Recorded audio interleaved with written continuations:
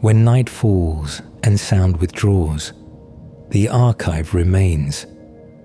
True wisdom cannot be captured in words. It is found only in the silence between them. There is air between the shelves, not emptiness. Air. A column of gas with measurable density, measurable temperature, measurable composition, held in place by the shelves on either side and the floor below and the ceiling above, contained without being enclosed, present without being noticed. The shelf does not know it is holding anything. The air does not know it is being held. True wisdom cannot be captured in words. It is found only in the silence between them. The interval was not designed. When the shelves were built and placed, the gap between them was a consequence of dimension, of the width of the shelf unit, the width of the room, the number of shelves required, the space remaining after placement. The interval is what was left over. It is the remainder of a calculation performed for other purposes. And yet, the interval is where everything happens. The books face outward from both sides. Their spines hold titles, authors, numbers assigned by systems of organization that attempted to impose order on the accumulation of recorded thought. The spines face the interval. They present themselves to the air between the shelves, to anyone moving through that air, to the light that enters from one end and diminishes toward the other. What the books face is not the reader. What the books face is the interval itself. The reader is only passing through. Paper ages in air. This is not metaphor. Cellulose, the structural material of paper, undergoes hydrolysis and oxidation over time, reactions accelerated by the presence of moisture, acid, and light, and slowed by cool, dry darkness. The paper in these shelves is aging at the rate the air permits. The air between the shelves is the medium of the paper's transformation. Every page in every book is in slow negotiation with the air that surrounds it. The older volumes release something into that air. Lignin, present in papers made before the acid-free era, breaks down into organic compounds, vanillin among them, the same aldehyde that gives vanilla its character. This is not romance, it is chemistry. The smell of old books is the smell of paper decomposing at a rate too slow to observe directly, releasing its structure molecule by molecule into the air that holds it. The air between the shelves carries this. A person entering the interval breathes it, receives into their body the molecular record of the paper's age, of the decades in which these volumes stood in this air, of the slow transaction between cellulose and atmosphere that has been proceeding since the books were placed here. The reader inhales the library's time. The library does not notice.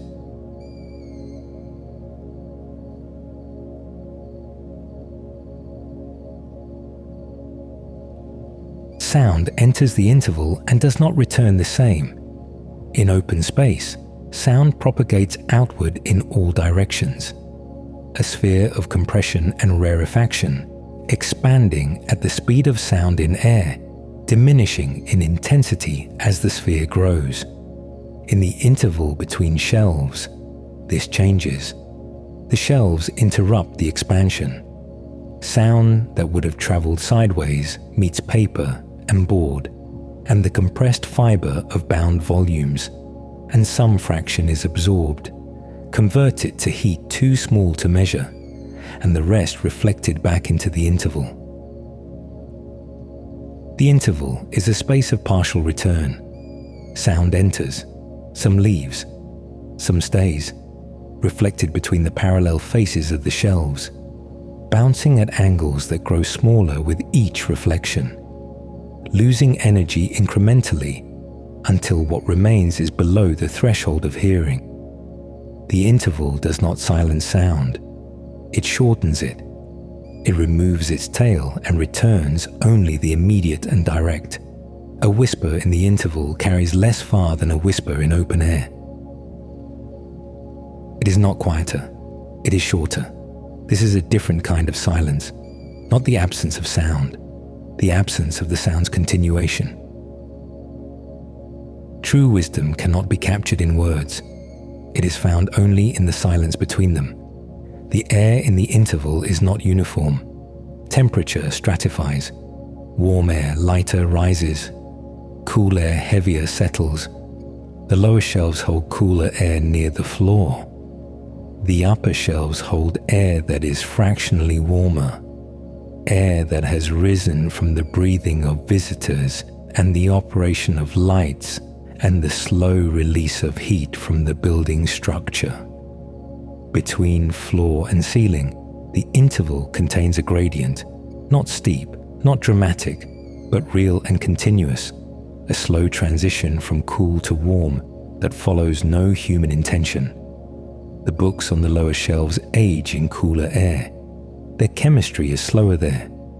The books on the upper shelves age faster, in air that is warmer by a degree or two, in conditions that accelerate the hydrolysis of their cellulose by a fraction that compounds over decades into a visible difference: yellower pages, more brittle spines, a greater quantity of vanillin released into the air above.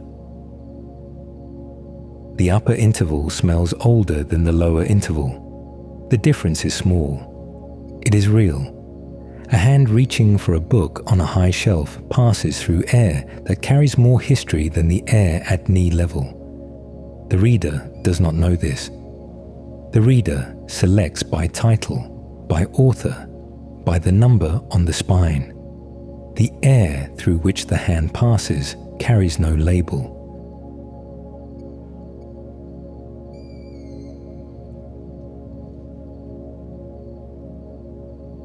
Dust settles in the interval. Particles enter from outside, through ventilation, through the movement of visitors, through the opening and closing of doors that disturb the air and introduce what the air outside contains. Once inside the interval, the particles slow. The shelves on either side reduce the lateral movement of air. The stillness of the interval allows particles to settle at rates determined by their size and density and the viscosity of the air. Heavy particles settle first. Fine particles remain suspended longer, days sometimes, held in the air of the interval by thermal convection, too gentle to feel, but sufficient to counteract the slow pull of gravity on particles of that mass. The interval holds its dust in suspension. When light enters from one end, a window at the corridor's terminus, the beam of a lamp carried by a visitor, the suspended particles become visible.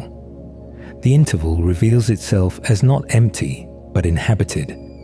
The air between the shelves suddenly shown to be a column of slow movement, of particles tracing the invisible currents of temperature and ventilation that organize the air of the interval at all times, seen or unseen. The light does not create the movement. The light reveals what was already moving. When the light withdraws, the movement continues, unseen, unheld, real. The books have been here longer than the air. Air turns over. The interval exchanges its air with the larger room with the building with the outside. The residence time of any given molecule of air in the interval is hours, perhaps days, in still conditions. The air that is here now was not here last week. It will not be here next week. The books have been here for decades. They have been breathed through, in the sense that the air carrying their molecular exhalations has passed through lungs and returned. More carbon dioxide, more moisture, more warmth. The books have participated in the respiration of everyone who has stood in this interval. None of those exchanges were preserved. The books held their positions while the air moved through them and the people moved through the air, and none of it accumulated into anything that can now be retrieved. The interval holds no memory. The interval holds only the present arrangement of air. And yet the present arrangement carries the past. In the temperature gradient built up over the day's pattern of use, in the suspended particles introduced by the morning's first visitors, in the molecular compounds released by papers aging since before anyone now living first entered this building. The interval does not remember. The interval is the result of everything that has happened in it. These are not the same thing. Both are true. True wisdom cannot be captured in words. It is found only in the silence between them.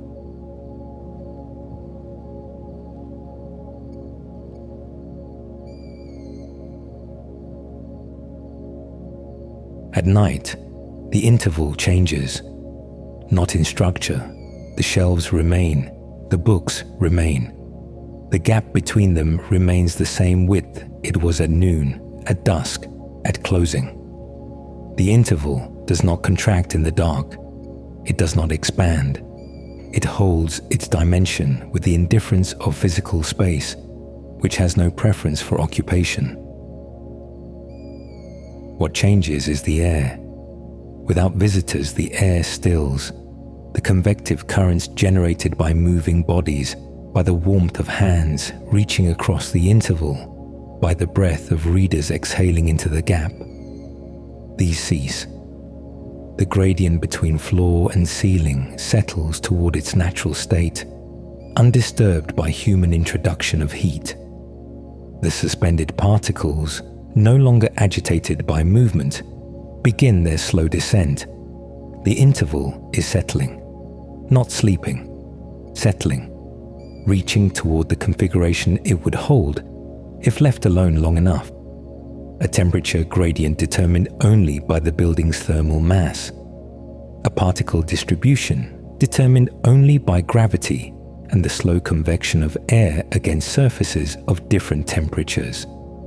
A chemical composition determined only by what the books release and what the ventilation provides. This is the interval without use. It is not empty. It is what the interval is when nothing is asked of it. Consider what the interval requires in order to function. 2 shelves, a gap, air. The shelves provide the boundary. The gap provides the space.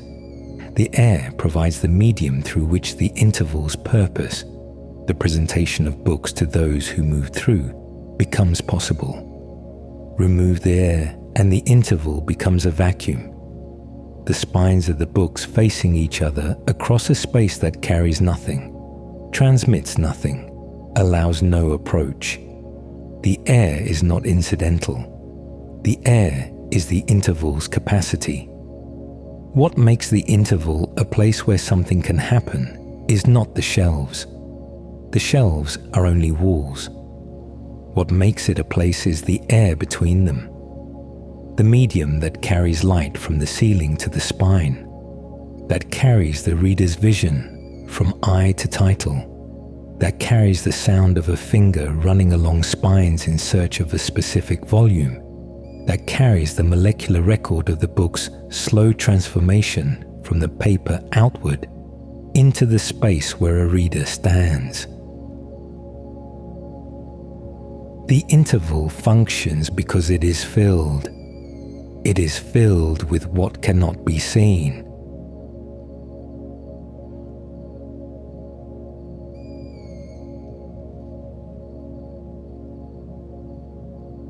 The last visitor left hours ago. The door closed. The lights reduced to their overnight state, not extinguished, but lowered to a level that maintains the building without serving reading. The interval received this change as it receives all changes by continuing. The air continued. The temperature gradient continued its slow approach to equilibrium. The particles continued their descent. The books stand in the interval. Their spines face each other across the air. The titles on those spines name things, events, ideas, people, phenomena that exist or existed outside this room, outside this building, outside this interval. The names on the spines are the interval's record of what the world outside contains. The interval holds these names in the dark, arranged by systems of organization that do not require light to remain valid. The classification persists. The order persists. The air between the named things persists. What the interval holds at night is the same as what it held at noon. The names, the gaps between names, the air inside the gaps.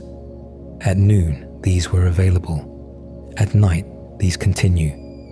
Availability is not the same as existence. The interval exists whether or not it is available to be used. True wisdom cannot be captured in words. It is found only in the silence between them. There is a particular stillness that belongs to the interval between shelves at night. It is not the stillness of a room. A room is too large. Its air moves in currents shaped by the room's geometry, by the placement of vents and windows, by the thermal mass of its walls. The interval is narrower. Its air is more constrained.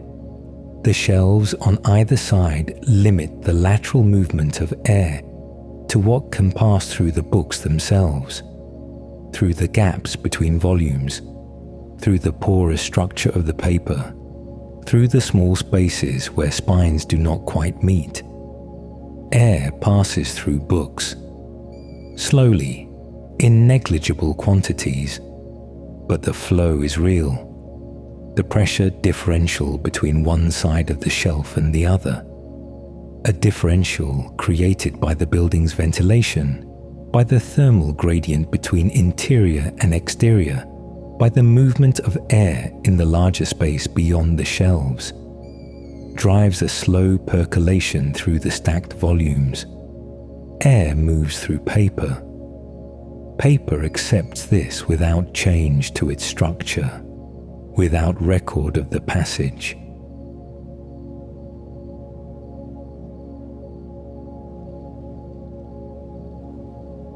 The books are permeable. The interval breathes through them. This is not visible. It is not audible. It is a flow too slow and too distributed to register as movement. And yet it connects the interval to what is beyond the shelves, to the larger room, to the building, to the outside air, through the medium of the books themselves. The interval is not sealed. The interval is in slow conversation with everything beyond it, conducted through paper, at a rate that no instrument in this room is positioned to measure. The air holds the interval open. This is the reversal that the shelves conceal. It appears that the shelves create the interval, that the wooden uprights and the boards between them are the structure that makes the gap possible. But structure without medium is only geometry. The shelves define the boundary of the interval. The air gives the interval its character, its temperature, its acoustics, its chemical composition, its capacity to carry light and sound, and the molecular record of the book's slow transformation. The shelves are necessary. The air is what the interval is. Take the books away and the interval remains. Air between empty shelves, the same dimension, the same temperature gradient, the same acoustic properties. Take the air away and the interval becomes a description of a space, a set of coordinates, a geometry with no substance. The air is not inside the interval. The air is the interval. It is late. The building has reached the temperature it reaches at this hour in this season, with the heating system set to its overnight level. The interval has reached the temperature the interval reaches when visitors have been absent for this many hours, when the air has had this long to settle, when the thermal contributions of human presence have dissipated into the building's larger thermal mass. The particles that were suspended at closing have descended by now to the lower shelves, to the floor, to the horizontal surfaces of books shelved flat. The air in the interval is cleaner than it was. Not pure. Purity is not available in a space that breathes through paper and communicates slowly with the outside. But cleaner, more settled. The interval is as still as it gets. This stillness is not silence. The building makes sounds, the contraction of materials cooling, the operation of the ventilation system, the distant traffic that enters through walls and glass as a frequency too low to identify as anything specific. The interval receives these sounds and shortens them in the way the interval shortens all sounds. What arrives in the interval loses its tail. What remains is only the immediate. The interval keeps nothing it receives. It holds its air. It holds its dimension. It holds the books along its edges, facing inward, their titles present in the dark to no one, the held interval. Not held by the shelves only mark its edges, held by the air that fills it, by the surface tension of stillness that forms in narrow spaces when movement ceases, by the slow equalization of temperature and particle distribution that draws the interval toward the particular configuration that is its own, that belongs to no other space. That is the result of these shelves, this air, this night, this accumulation of days in which these books stood in this gap and released their molecules into this specific column of atmosphere. The interval is held by what it holds. True wisdom cannot be captured in words. It is found only in the silence between them.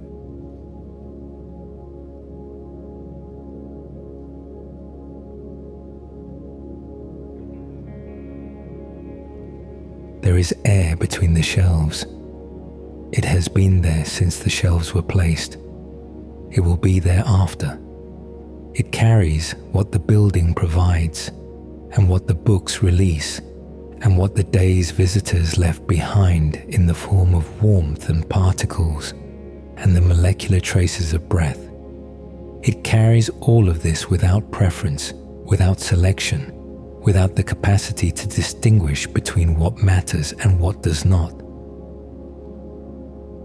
The air does not know what it holds. The names on the spines face into it. The temperature gradient rises through it. The particles suspended in it continue their slow descent. The molecular record of decades of slow paper oxidation drift through it, carried on currents too gentle to feel. The interval holds this, not as archive. The air keeps no record. As condition, as the present state of a space that has been accumulating its present state for as long as these shelves have stood here. Between the shelves, air. Between the words, silence. Between breaths, the interval that makes the next breath possible. No retrieval necessary. The interval continues.